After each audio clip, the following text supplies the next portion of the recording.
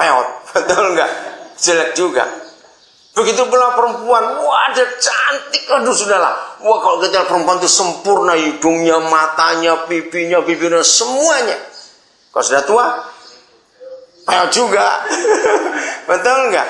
Justru saya itu berkata pada orang yang seringkali ingin tetap cantik, saya bilang, kalau kamu sudah tua, kelihatan cantik, menakutkan, jangan-jangan kuntilanak dia.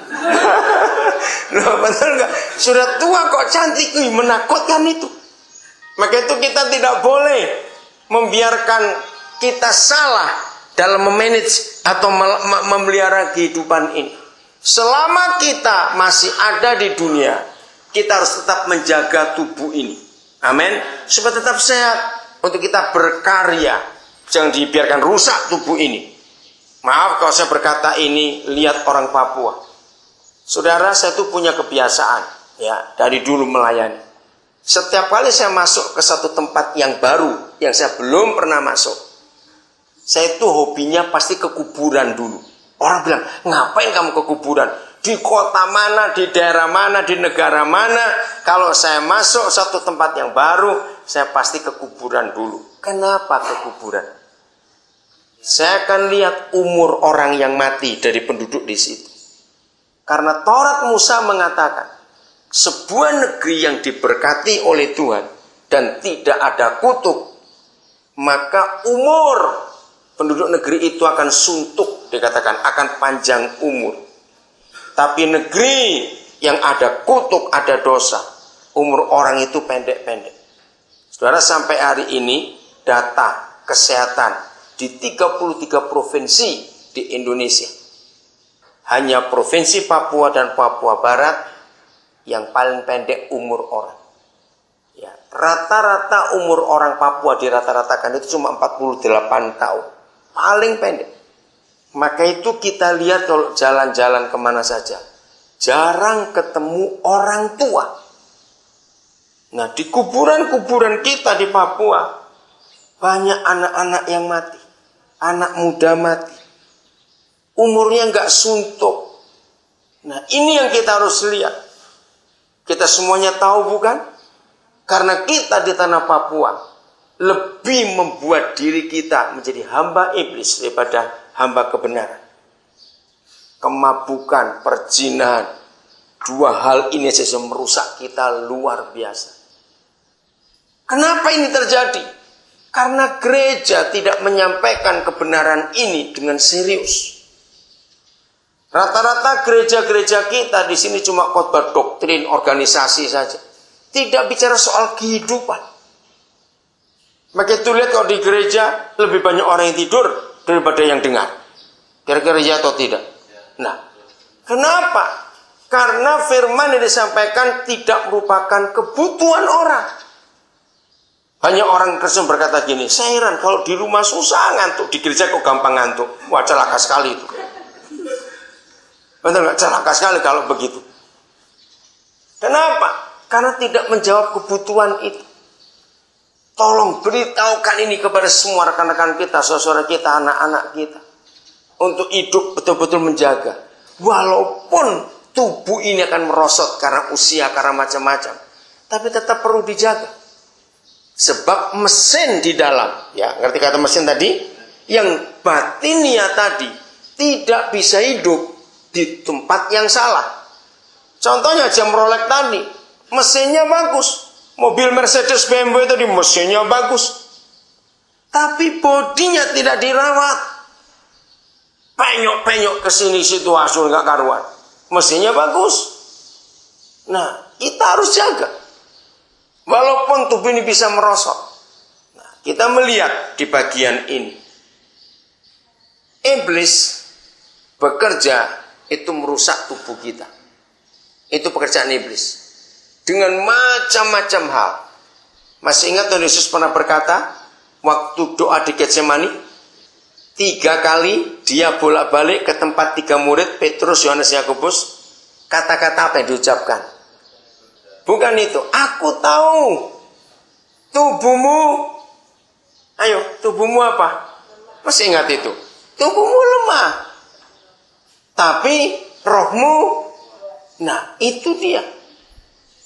Jadi fisik kita boleh lemah, tapi roh yang di dalam ini harus kita kuatkan terus.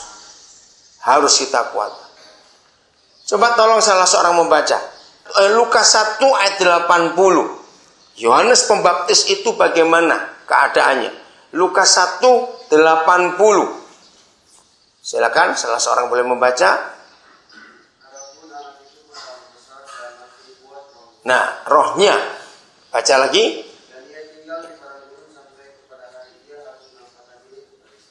Siapa dia? Yohanes Pembaptis.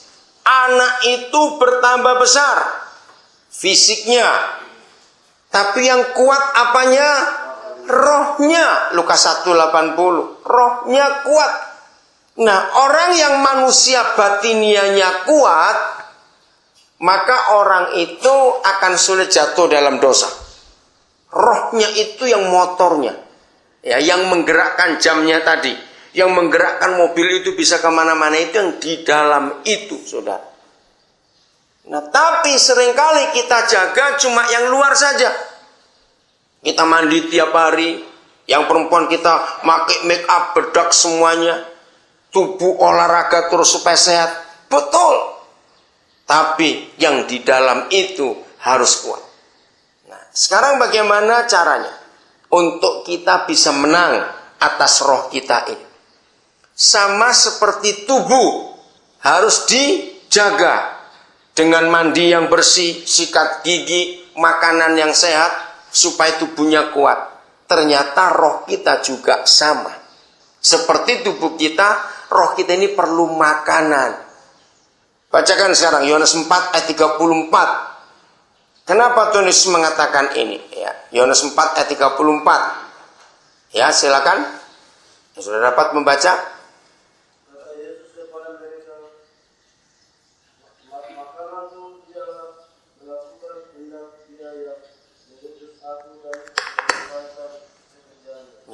Makananku bukan ikan bakar. Apa makanan? Melakukan kehendak Dia. Makan saja tanpa olahraga dia bisa kena diabetes. Nah, olahraganya dan menyelesaikan pekerjaan dia. Melakukan kehendaknya itu makanan. Menuruti kehendak Tuhan di surga itu makanan kita, makanan batin kita. Makanan jasmani kita menuruti keinginan. Ayo, saya coba pegang ini loh. Keinginan apa ini? Perut. Ya, kemarin kita selera coto Makassar misalnya begitu. Perutnya yang pingin, bukan? Ya. Minggu yang lalu selera kita nasi goreng misalnya begitu. Nah, kalau kita mau sehat, mau kuat, lakukan keinginan perut. Makan, maka tubuh jadi sehat. Selesaikan pekerjaanmu. Nah, suruh kerja. Jadi kalau kita makan sehingga kerja, itu namanya pemalas. Nah, begitu pula manusia batin. Makanannya apa tadi? Melakukan, menuruti keinginan Tuhan. Masih ingat pergumulan Tuhan Yesus di Getsemani sampai keringat campur darah? Apa yang dia gumulkan? Bukan keinginanku, tapi keinginanmu. Nah, itu dia. Jadi kita jatuh di dalam dosa karena kita melakukan keinginan siapa? Keinginan diri sendiri, keinginan iblis. Maka itu kita jatuh dalam dosa. Kalau kita melakukan keinginan Tuhan, roh kita jadi kuat karena kita makan. Nah, keinginan Tuhan jelas ada di Alkitab, kita sudah baca. Ampuni musuhmu, betul? Jangan membunuh, jangan berzina, ada semuanya itu.